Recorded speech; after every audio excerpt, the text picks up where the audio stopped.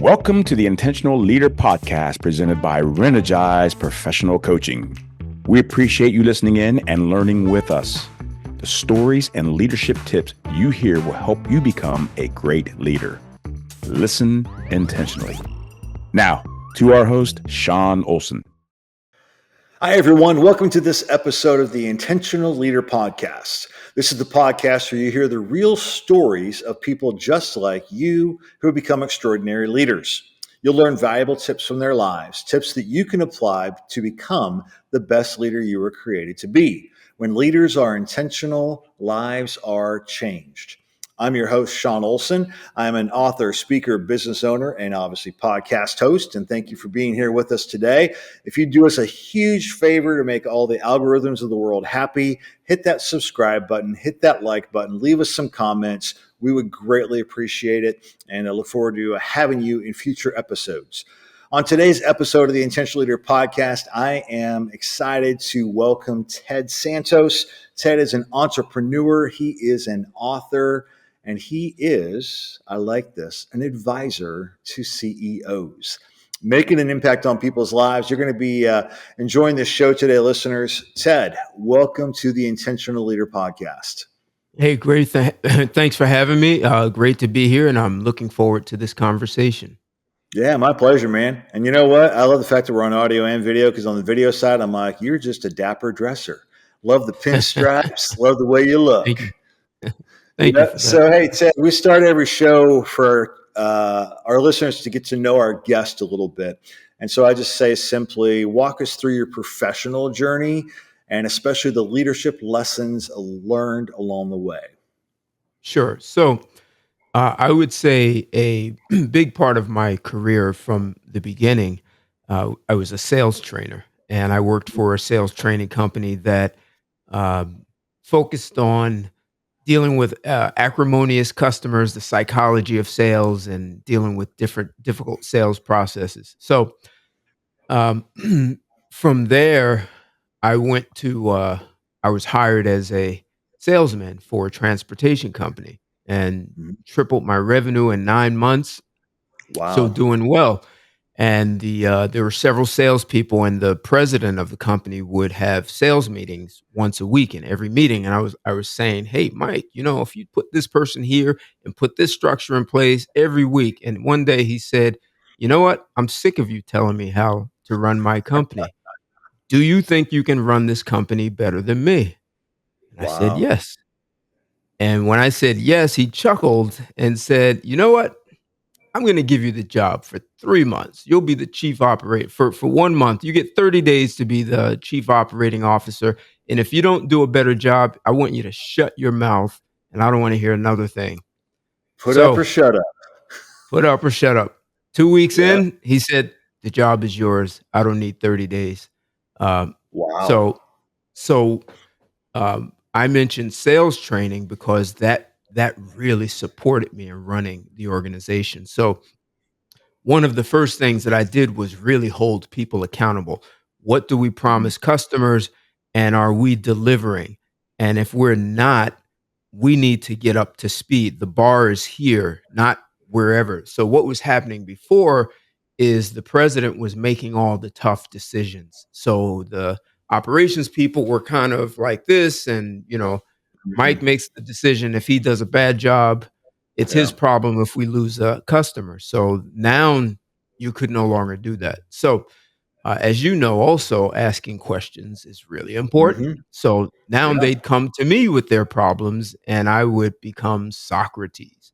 I would Mm. just ask, "What would you do if I wasn't here?" I go to Mike. You can't go to him any no longer. Can you go to him?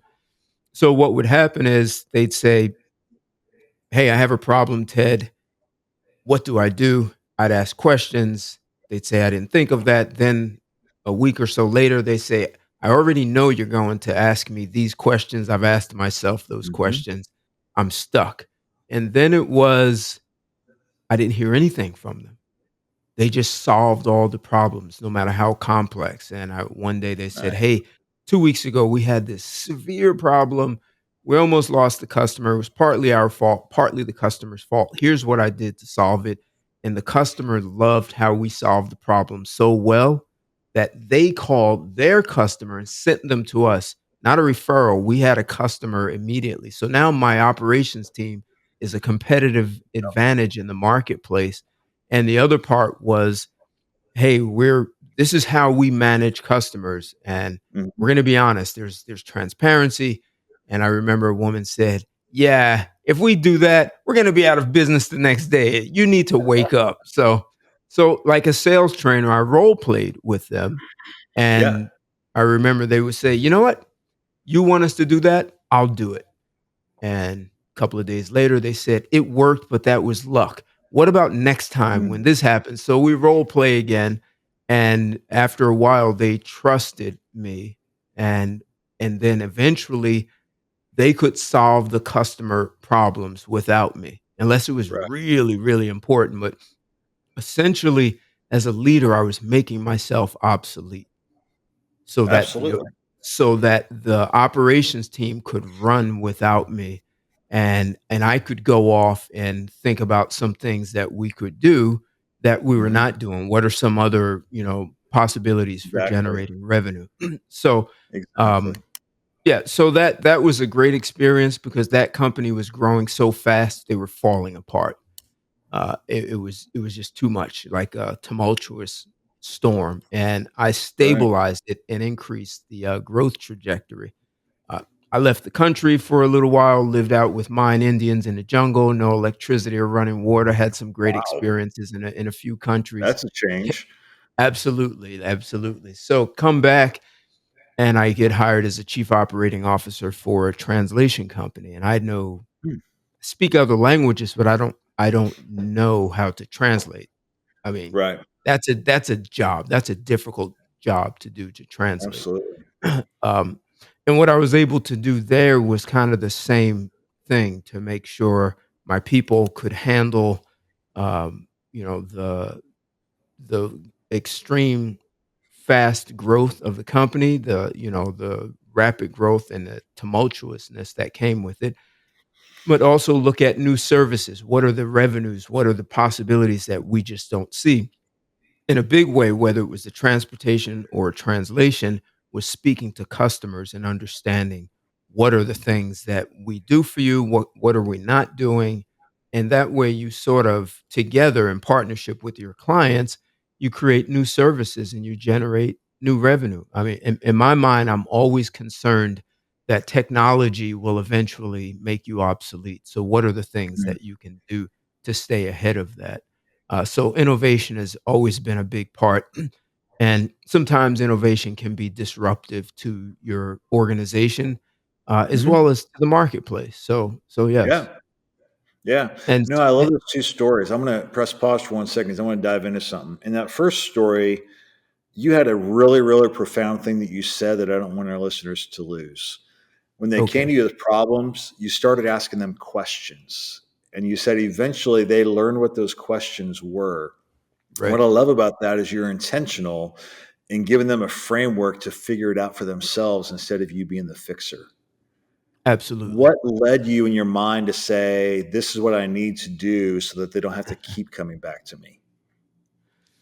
Uh, sometimes they say you learn leadership by being thrown in the fire, and I was Mhm, thrown in the fire. At the age of 21, I lost both parents, and I'm the mm, oldest of four. So at 21, my brother was 19, and my sisters were 12 and 16. So my brother's a big guy. He had full ride football scholarships. So I take him off to college. Even though my sisters lived with a relative now, I still needed them to help me do things as I mhm. settled my parents' estate. So I would ask them to do things, and I knew they did not know how to do it. I knew that. I knew they Yeah, would fail. So I didn't want to tell them how to do it. I needed them to work it out for themselves. So they would go mm, fail and come back and say it didn't work, and I would ask them questions. And they'd go fail again, come back, I'd ask them yeah, questions. I never told them how to do it, but what I saw was through the questioning, they've worked out a new way of solving problems, as you were saying, mhm, and eventually they didn't need me. So I transferred those. skills to my professional life. Now, if you I would love have that. asked me back then, I wouldn't have told you that's what I was doing, but Right. it seemed to be natural for me. Hindsight and wisdom. Yeah, that's great. And I love the story after you came back from your international trip and you went to the translation company. What I love about that story, and this is a key piece about leadership, you do not have to be a subject matter expert. You said Right, flat out, I don't know translation, but you knew right, how to operate a business and operate a company and lead people well. And if you right, can lead people well, if you have that skill set and you're actually invested in their success, not your success, right. you don't have to be an SME. You just have to be intentional with it for people. Right. And the way I always saw my position was I had to protect my customers to make sure my employees don't abuse customers. So that means I'm Hmm. constantly training them. But I also Right. have to protect my employees from the customers and make sure the Hmm. customers don't abuse my people.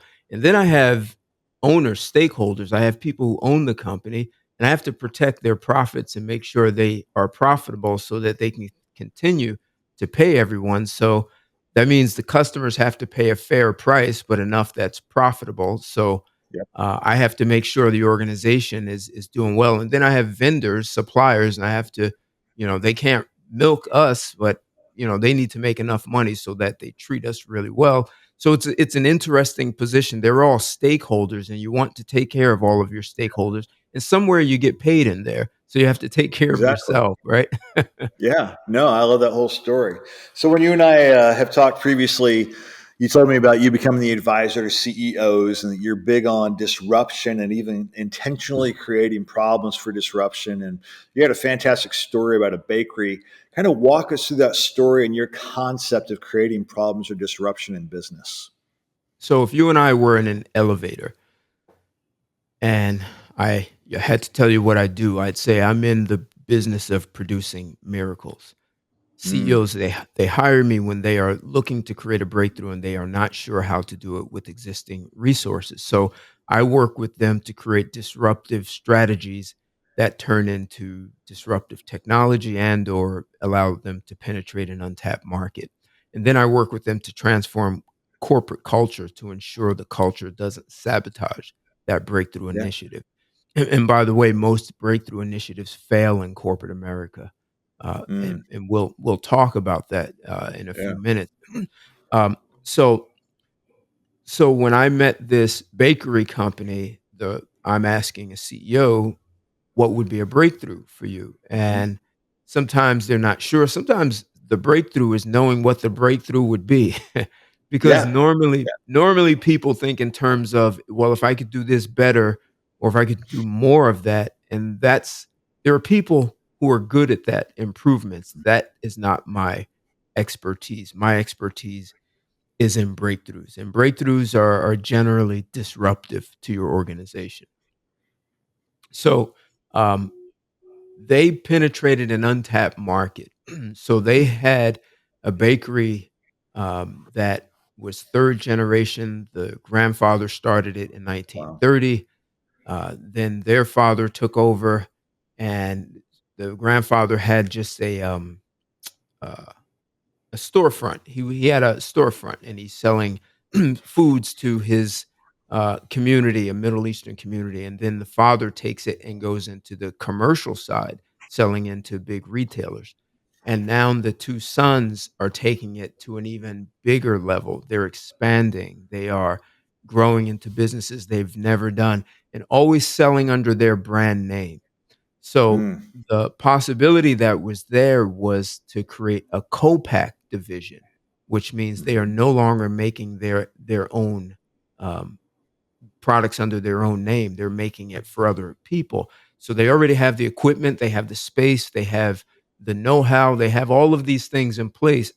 So it was just a division that was co-pack. And in that first 18 months, there was a client that increased top line by 15%. It was Nice. the largest client they had ever had, and it put them on a map in a whole new way. So now they had people coming to them saying, "Can you make my product for me?" So it Nice. it transformed the way they were seen in the marketplace.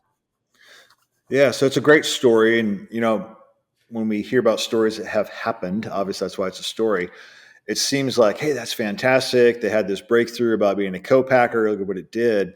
I want to tap in for a second. When you're working with the CEO and maybe even the larger leadership team, where were they coming from? Like, was there mental pushback, emotional pushback, where they're like, okay, I see it, but what's that thing that really helped them jump over and take the risk to say this is worth it?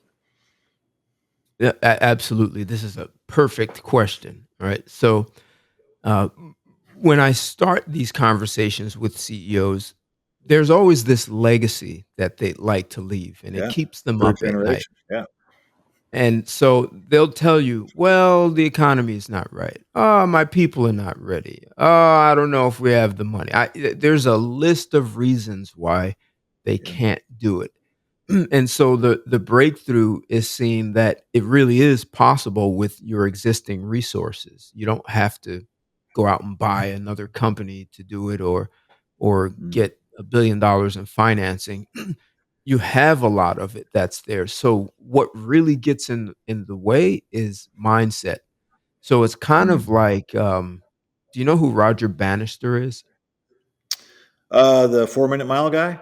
You got it. First guy to Yeah. break the mile, run the mile in under 4 minutes. So Yeah. imagine, Yeah. before Roger Bannister, they said it's humanly impossible to run the mile in less than 4 minutes. That's it. This is reality. It is what it is. Accept it, buddies. And you run 4 minutes and you're world class. Well, Mm-hmm.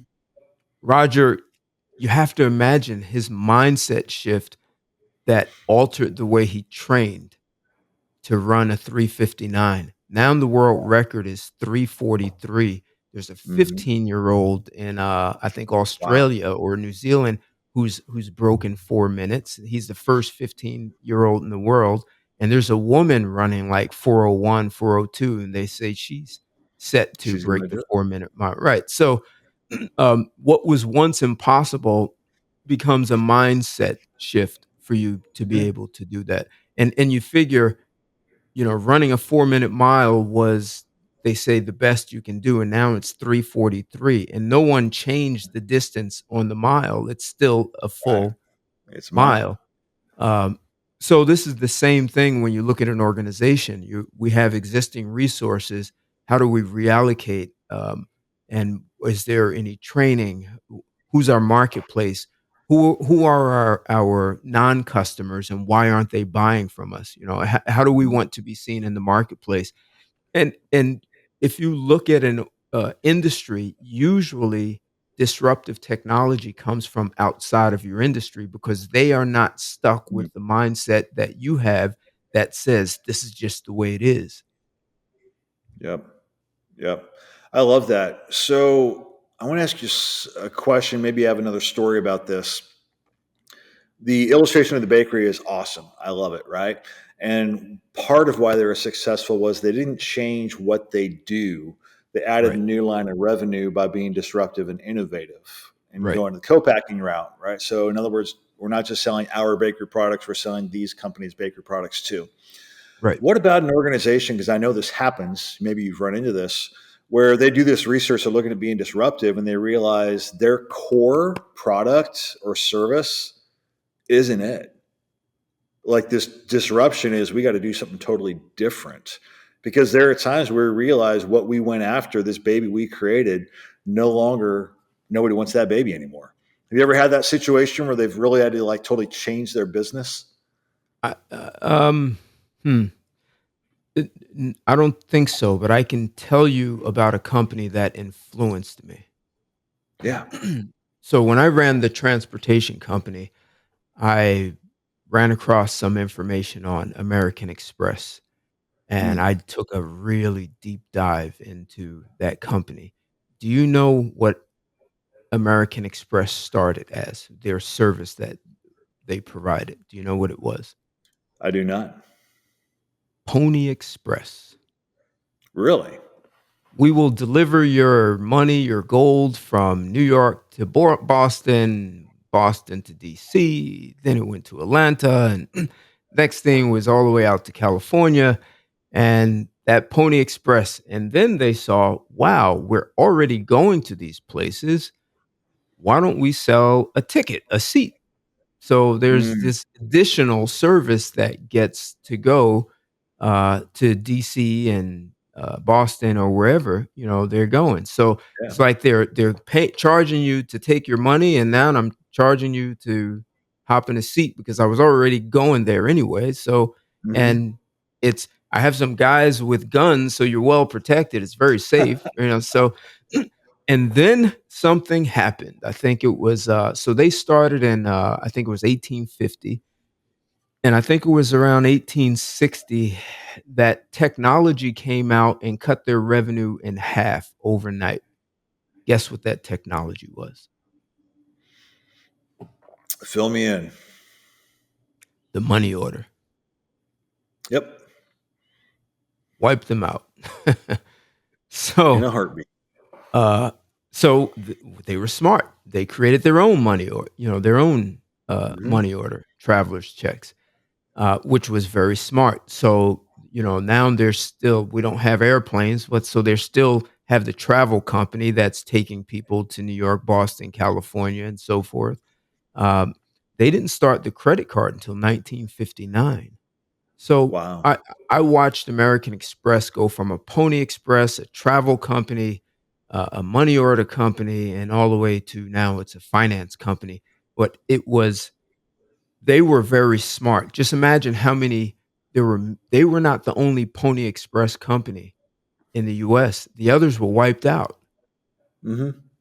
We don't know who they were. But we know American Express, they have their own money orders, travelers checks. So no one wanted, as you were asking, no one wanted the hey man, I don't need you to carry my gold or currency Exactly. from New York to Boston. I'll send a money order in the post office. So post office of all places disrupted the marketplace like in an extreme Yeah. way. They wiped out an industry with that. Yep. Great So no, illustration. yeah, I was just saying no one wanted a money order to your point, but American Express was so nimble that they were able to more than survive, they thrived. So Yep. no one else made the money order and they still were had a travel company, and even today you have American Express Travel Company. It's still in existence. Absolutely. No, that's a great story, great illustration of it. And I think it's a key for us today, right? Because technology keeps changing and morphing so Exactly. fast with AI and automations. We have to follow along with that to see what's the next iteration of what we do so we can do it better. Because if you don't disrupt yourself, they will disrupt you, which usually means you're gone. Disrupt or be disrupted. So when I ran the translation company, I was looking at how far away is technology from doing the translations and making us Hmm. obsolete. So I know at the time, New York Stock Exchange was using a translation software from IBM, and it was only about 40% accurate. But it's a Hmm. matter of time because before it's 60%, it's much more accurate. You may still use an editor to make sure it's correct, but that's going to be devastating.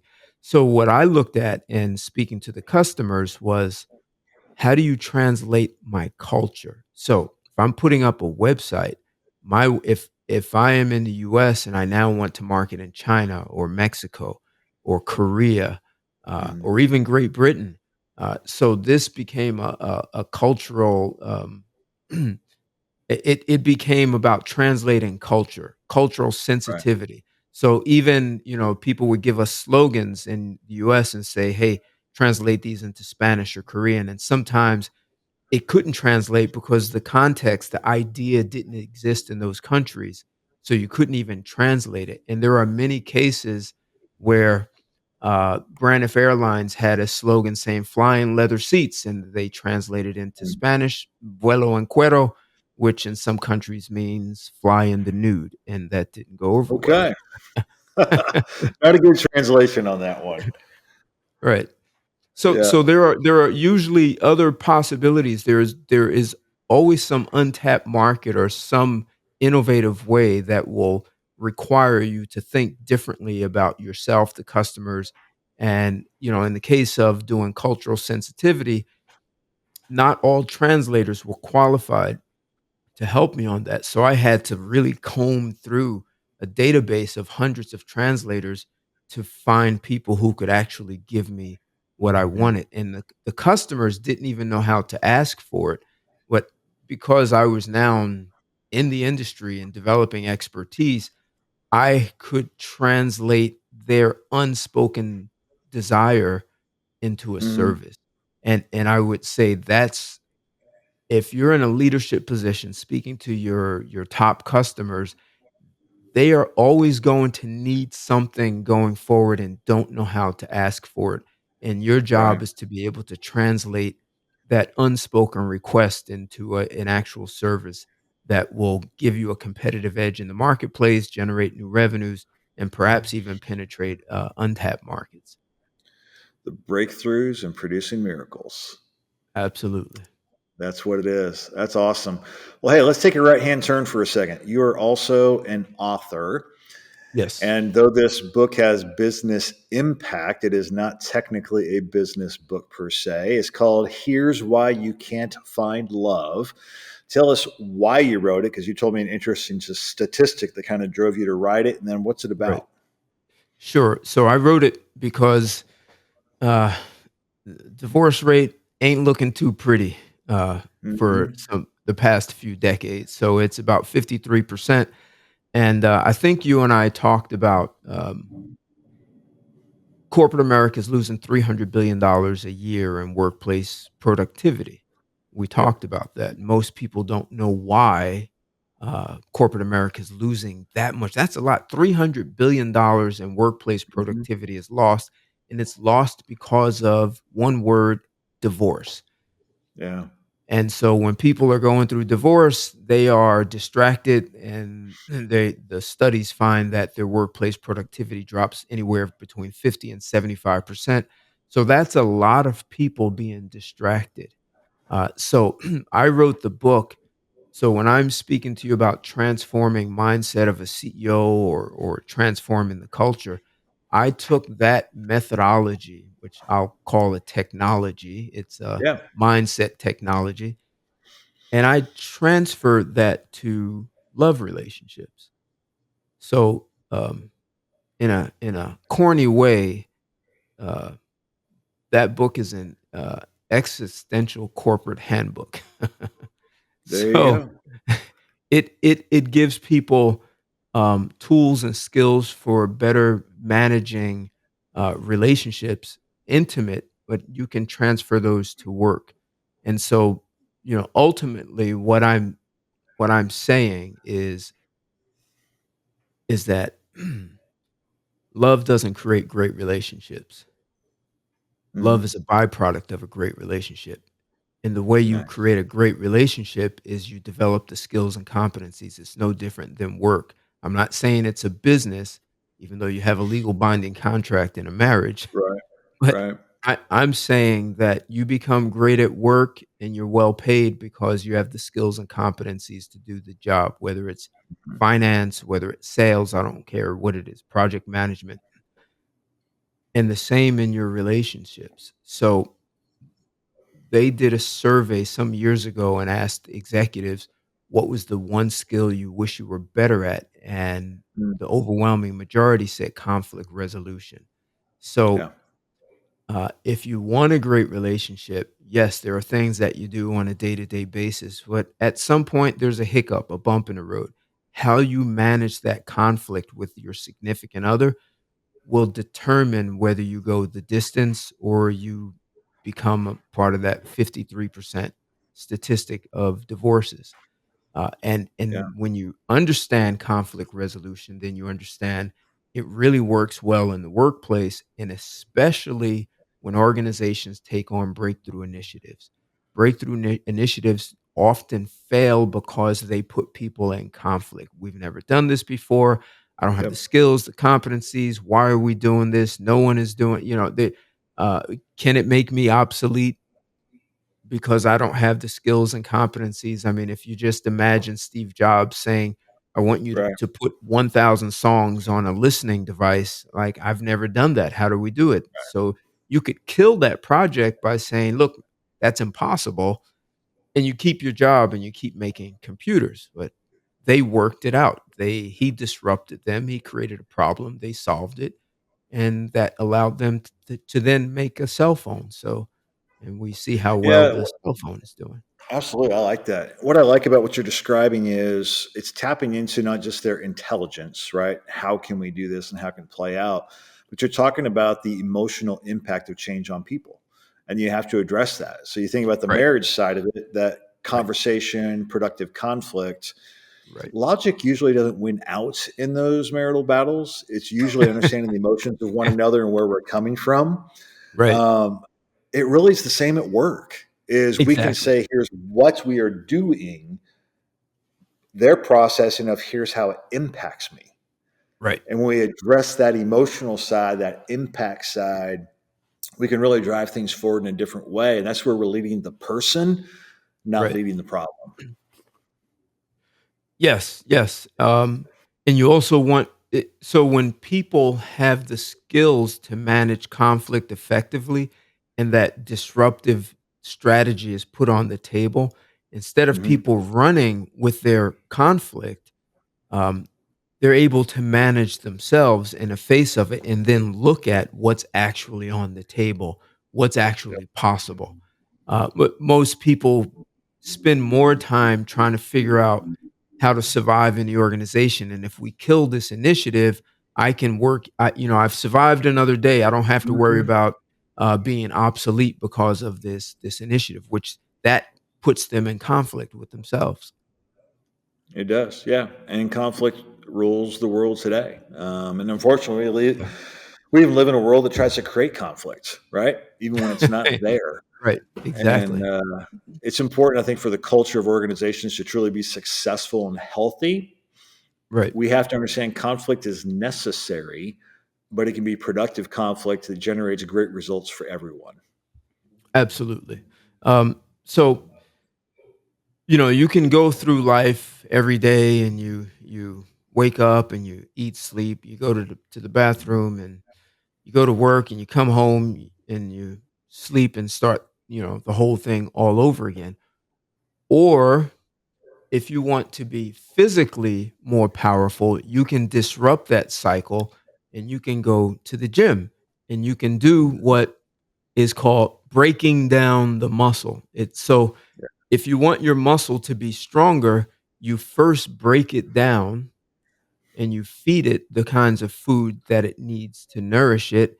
And you Hmm. come out on the other end with a stronger, a bigger, more shapely and durable muscle and body that allows you to navigate through life with, vitality.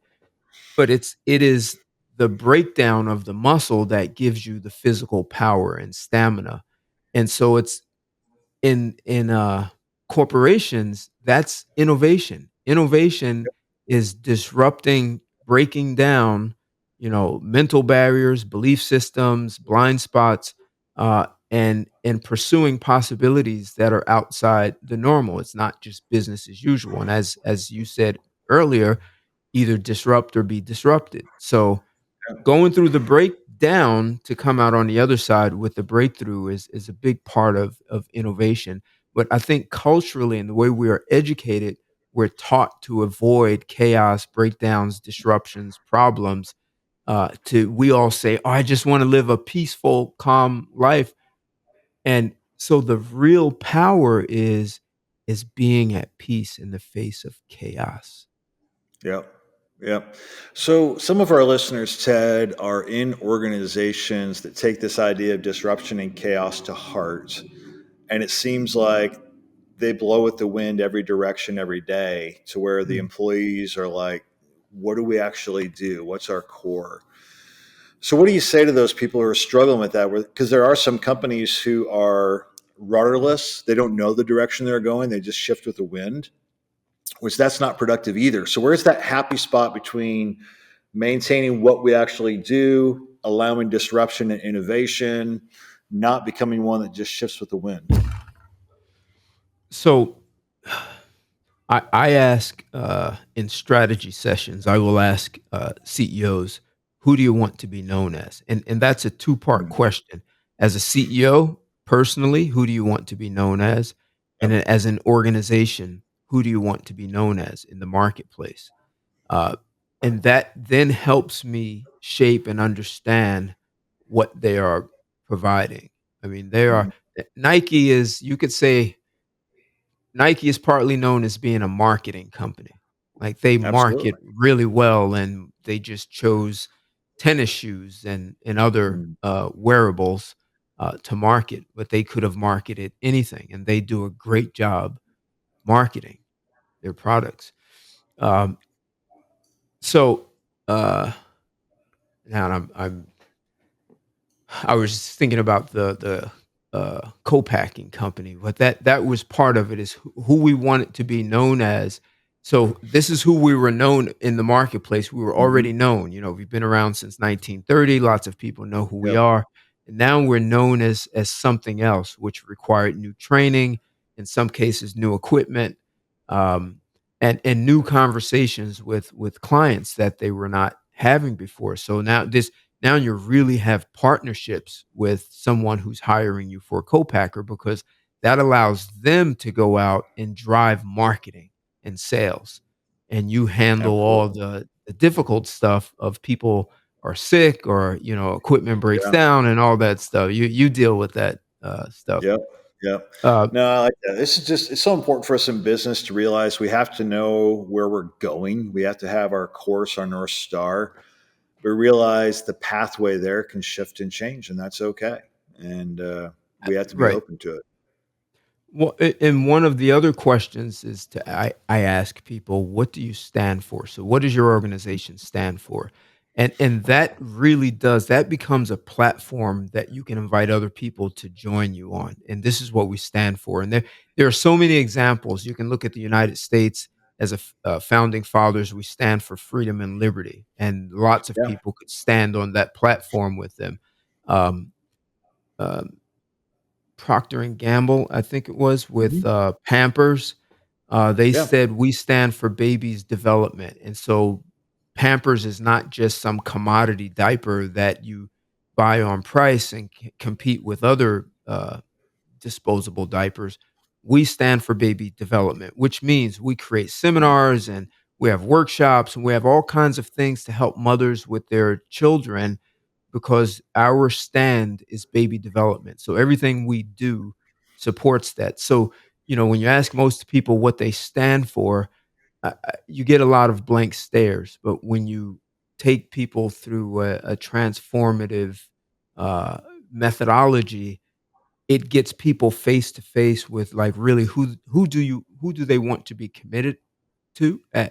being in the Mm. world.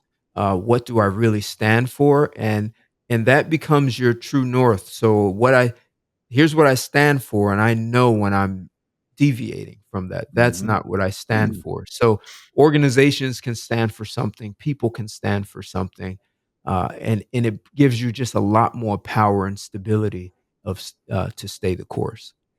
Absolutely. I agree with that 100%. And when you find companies or individuals that try to be all things to all people, they end up pushing away everybody. People actually Right. want you to have a stance. And I know a lot of leaders and entrepreneurs are afraid to say, this is who we stand for, this is what we do, how we do it, the culture we're creating. They're afraid to put their stake down because they're going to think half the people may not want us if this is where we stand. Right. Correct. They may not, but the other half does. And Right. you have a solid basis with those half. I mean, we don't want to get the entire pie. We need our Right. piece of the pie, knowing what we're doing and why.